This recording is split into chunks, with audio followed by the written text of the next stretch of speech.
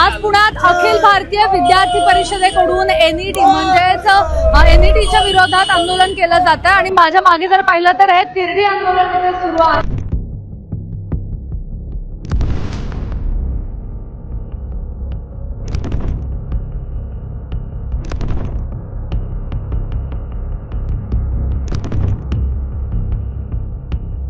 त्याने गेले 2-3 वर्ष झाले कंटिन्युअस पेपर फुटीचे प्रकरण कंटिन्युअस सुरू आहे। त्यांना कुठेतरी या गोष्टीचा काहीतरी तडा बसावा, त्यांना कुठेतरी विचार करायला भाग पडावे। दरवर्षी सारखं जे सामान्य विद्यार्थी परीक्षेची तयारी करत असतात त्यांच्यावरती कुठेतरी जाऊन अन्याय होतो। त्या विषयात त्यांची तिरडे काढण्या एवढी अवस्था झाल्यामुळे आम्ही त्यांचे एक तिरडे काढून निषेध व्यक्त करतो। आज पुण्यात अखिल भारतीय विद्यार्थी परिषदेकडून एनईटी म्हणजेच एनईटीच्या विरोधात आंदोलन केलं जातं आणि माझ्या मागे जर पाहिलं तर हे तिरडी आंदोलन इथे सुरू आहे आणि या सगळ्यामध्ये विद्यार्थी जे आहेत ते अतिशय आक्रमक झालेले पाहायला मिळतात। तिरडी आंदोलनाच्या माध्यमातून या विद्यार्थ्यांकडून आक्रमक असा पवित्रा घेण्यात आलेला पाहायला मिळतोय। एनटीएच्या विरोधात या सगळ्या जे विद्यार्थी आहेत तर त्यांच्याकडून हे आंदोलन केलं जातं आणि सध्या पुण्यातील SP महाविद्यालय परिसरातून ही तिरडी यात्रा अलका चौकाच्या दिशेने निघाली आहे। आपण बघतो विविध मागण्यांच्या फलक आहेत, त्यासोबतच तिरडी घेऊन हे आंदोलन केलं जात आहे। या सगळ्याच्या विरोधात यांची नेमकी काय भूमिका आहे आपण जाणून घेणार आहोत। आंदोलन करता नेमकी काय भूमिका? आमची हीच भूमिका आहे की आज एनटीएने गेले 2-3 वर्ष झाले कंटिन्युअस पेपर फुटीचे प्रकरण कंटिन्युअस सुरू आहे। त्यांना कुठेतरी या गोष्टीचा काहीतरी तडा बसावा, त्यांना कुठेतरी विचार करायला भाग पडावे। कारण दरवर्षी सारखं जे सामान्य विद्यार्थी परीक्षेची तयारी करत असतात त्यांच्यावरती कुठेतरी जाऊन अन्याय होतो। त्या विषयात त्यांची तिरडे काढण्या एवढी अवस्था झाल्यामुळे आम्ही त्यांचे एक तिरडे काढून निषेध व्यक्त करतो।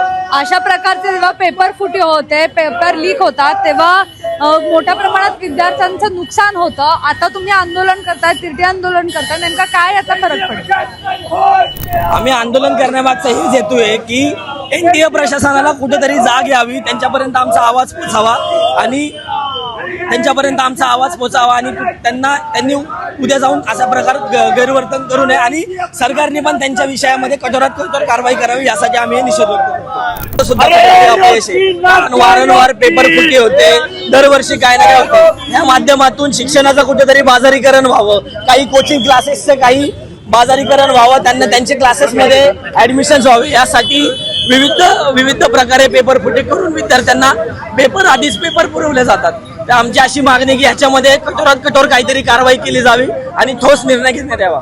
यामध्ये आता अनेक जणांची अटक देखील झालेली आहे, जे शिक्षक आहेत त्यांच्यावर देखील कारवाई झालेली आहे आणि तुम्ही आज तिरडी मोर्चा देखील काढलेला, त्यामुळे आम्ही तिरडी याच्यासाठी काढली की वारंवार पेपर फुटी एनटीएच्या माध्यमातून केली जाते आणि त्यांना कुठेतरी म्हणजे सांगण्यात यावं की तुमची तिरडी नेण्या एवढी अवस्था झाली आहे। कारण तिरडी नेण्यामागचं आमचं उद्देश असं आहे की त्यांची तिरडी नेण्यासारखी परिस्थिती आज झालेली आहे। एनटीए वारंवार पेपर फुटी करते, काही प्रायव्हेट कोचिंग क्लासेस वाल्यांना पेपर ते त्यांच्या विद्यार्थ्यांना पुरवतात आणि त्याच्या माध्यमातून विद्यार्थी जास्त स्कोर करतात।